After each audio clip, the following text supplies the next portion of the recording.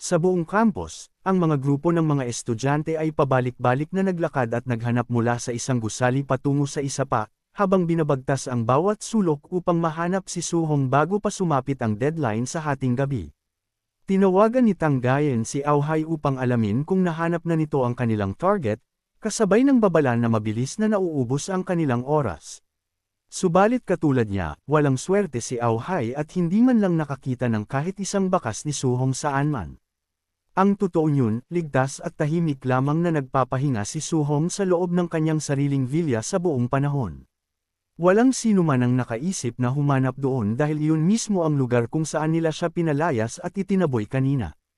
Pagdating ng hating gabi, tumunog ang kanyang relo sa eksaktong alas 12, na nagmarka sa opisyal na pagtatapos ng kaganapan. Inanunsyo ng network ng akademya na tapos na ang dorm contest at inutusan ang bawat freshman na bumalik na sa kani-kanilang mga silid upang magpahinga bago magsimula ang kasunod na aktibidad. Lumiyab sa galit si Tang Gayen at ang iba pang mga natalong estudyante. Wala na kasi silang natitirang silid upang tulugan dahil matagumpay na naangkin at nakuha ni Suhong ang bawat isa sa mga ito. Lalo pang pinalala ng sistema ang sitwasyon nang ipaliwanag nitong ang sinumang mas mahihinang estudyante na nabigong makakuha ng kwarto ay maaaring kumuha na lamang ng tent at sleeping bag sa kantina upang magkampang at matulog sa gubat. Hindi matanggap ni Tang Gayen na tawagin siyang mahina, lalo't siya ang pinakamataas at top-ranked student sa kanilang buong lalawigan. Habang nanggagalaiti sa galit si Tang Gayen, ang ating bida naman ay abalang sinusuri ang kanyang mga nakuha at natanggap na gantimpala. Ang naganap na napakalaking labanan ay nagdulot sa kanya ng mahigit 10,000 martial Dao points, kaya hindi niya mapigil ang magdiwang at matuwa ng husto. Gayunpaman, hindi rin nagtagal ang kanyang pagdiriwang ng mapagtanto niyang karamihan sa mga piling elite freshmen, tulad ni Gu Wanwan, Tang Gayen, at Auhai, ay mga high-stage tier 3 fighters na. Ang kanyang sariling ranggo na early stage tier 3 ay nagsisimula ng maiwan at maging mababa kumpara sa kanila. Hindi siya nag-aksaya ng panahon. Agad niyang ibinuhos ang kanyang mga puntos sa kanyang mga attributes, kung saan itinaas niya ang kanyang chi at dugo hanggang 1,400 na nagtulak sa kanyang cultivation patungo sa middle stage ng tier 3. Dahil marami pa siyang natitirang puntos, ibinaling ng ating bida ang kanyang atensyon sa kanyang overlord physique, na kasalukuyang nasa 36% pa lamang ng spirit stage. Sinimulan niyang lagyan ng puntos ang naturang teknik, at mabilis na tumaas ang kanyang mga overlord body. Isang marahas na shockwave ang gumuhit at sumira sa hangin ng kanyang silid tulugan habang nagwawala ang napakalakas na enerhiya. Ang pagpapataas ng ganitong uri ng pangangatawan o constitution ay may kasamang napakasakit at nakaluluray na kirot, ngunit nagtadyas siya ng ngipin at buong tapang na tiniis ang lahat. Isang kulay pulang aura ang lumakas ng husto hanggang sa tuluyan itong sumabog palabas sa mga bintana ng villa. Nang kumalma na ang lahat, ang kanyang overlord physique ay umabot na sa 63.2%, ang pinakamataas na kayang tanggapin at kayanin ng kanyang katawan sa kasalukuyan. Dahil nakaupo pa rin sa mahigit 3,000 puntos, napagpasyahan niyang ibuhos ang natitira sa kanyang espiritual na kapangyarihan. Isa pang alon ng enerhiya, na sa pagkakataong ito ay nagliliwanag sa kulay bughaw, ang muling sumabog palabas mula sa villa. Matapos ang buong araw na pakikipaglaban at mabilis na pagpapalakas sa kanyang katawan, tuluyan na siyang ginapi ng matinding pagod. Naisip niyang ang isang mainit na Pal-Aigo ang eksaktong kailangan niya bago matulog. Pinalitaw at pinalambot ng mainit na tubig ang lahat ng pagod na naipon mula sa kanyang marahas na pagsasanay. Nang makaramdam ng ginhawa at sigla, lumabas siya at napansin ang isang bagay na hindi niya nakita kanina, isang mabigat at reinforced na pinto na nakatago sa dulo ng bulwagan.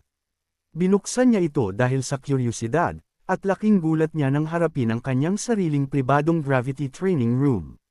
Bukod sa mas maliit ito ng kaunti, mukhang kaparehong-kapareho ito ng opisyal na gravity chamber na nasa Star City Training Camp. Isang metal-ikong humanoid puppet ang nakatayo sa tabi ng lalagyan ng mga sandata.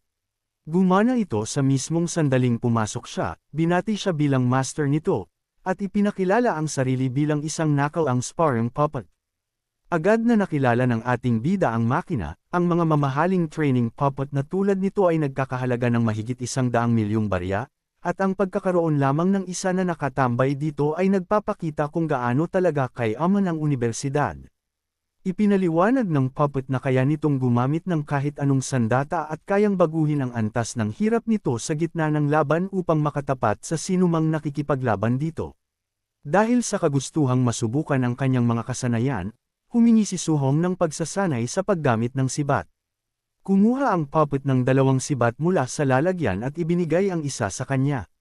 Binalaan niya ang makina na tutuhanin niya ang kanyang mga patama, ngunit simpleng sinabi lamang ng puppet na ibuhos nito ang lahat ng kanyang makakaya. Sumugod si Suhong ng may mabilis na saksak habang binabalaan ang makina na huwag agad masisira sa unang patama pa lamang. Ginaya ng puppet ang kanyang paggalaw ng buong perpekto, na pumantay sa kanyang bilis at lakas ng walang kabawas-bawas. Nagtagpo ang dulo ng kanilang mga sibat sa gitna ng buong katumpakan. Natulala si Suhong sa gulat nang makita kung gaano kaperpekto at kawalang kapintasan ang katumpakan ng makina. Habang paulit-ulit na nagbabanggaan ang kanilang mga sandata, lalo siyang humahanga sa bawat palitan ng atake. Kahit gaano pa niya bilasan ang kanyang sarili, ang puppet ay mabilis ding nag-a-adjust at pumapantay sa kanya. Nagsimulang maaliw at mag-enjoy ang ating bida sa laban habang nagpapalitan sila ng mga hiwa at saksak ng sibat.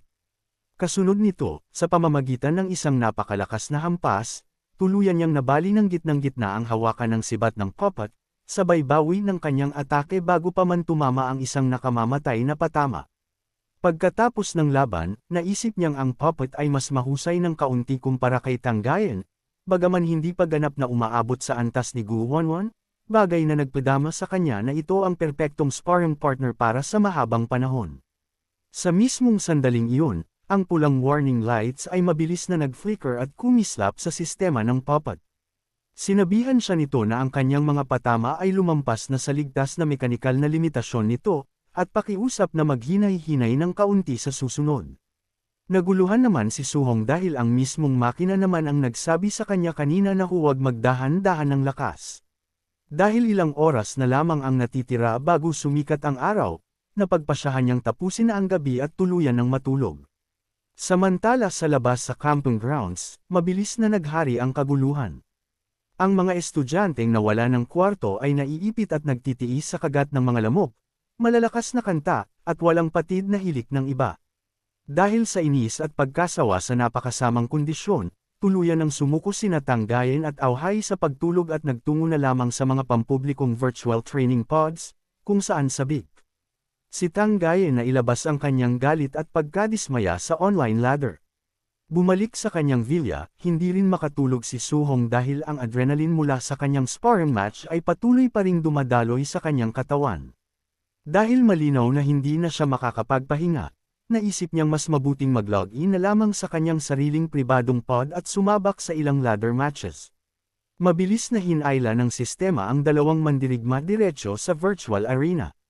Sumabak si Tanggayen sa laban na handang durugan ang sinumang tatayo sa kanyang harapan sa pag-asang maipapawi nito ang kanyang stress. Sa kabilang dako, nagulat si Suhong nang mapag-alamang random niyang nakatapat muli si Tanggayen, habang bahagyang naaawa na kailangan niyang talunin ang kaparehong kalaban sa isa pang pagkakataon.